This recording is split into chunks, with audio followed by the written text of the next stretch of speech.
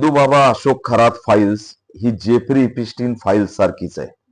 अमेरिकेमध्ये Jeffrey Epstein file गाजली आणि महाराष्ट्रात अशोक खरात फाईल गाजते. या अशोक खरात फाईल्स मध्ये मोठे बडे मासे आहेत.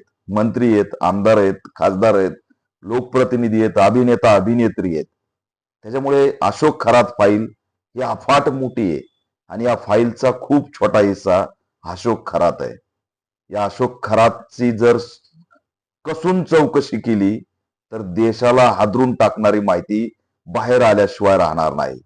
म्हणून राज्य सरकारमधलेच काही मंत्री या अशोक खरातच्या फाईल्सचा भाग आहेत आणि राज्य सरकारनेच तपास यंत्रणा SIT नेमलेली. त्यामुळे या SITच्या माध्यमातून किती पारदर्शक तपास होईल याची शंका निर्माण होते. शेवटी महाराष्ट्राचा इतिहास ह्या अशा घटनांमध्ये नवीन नाही. 2003 ला स्टॅम्प घोटाळा गाजला होता आणि त्याच्यात अब्दुल करीम तेलगी याचा जो संशयास्पद मृत्यू आहे तो आजही चर्चेचा विषय आहे.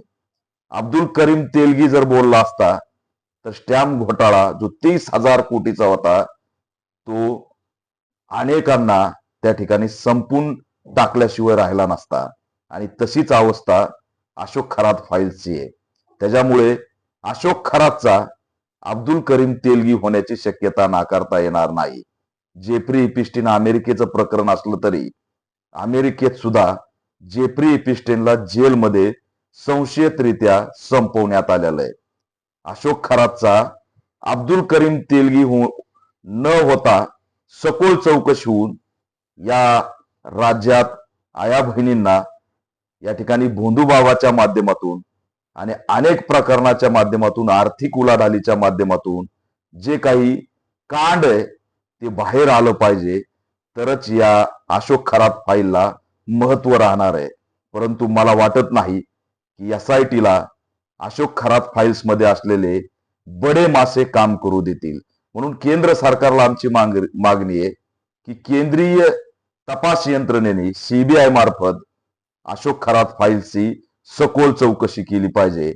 अन्यथा या ठिकाणी अशोक खरातचा सुद्धा येणाऱ्या काळात संशयास्पद काही घडलं तर ते नाकारता येत नाही.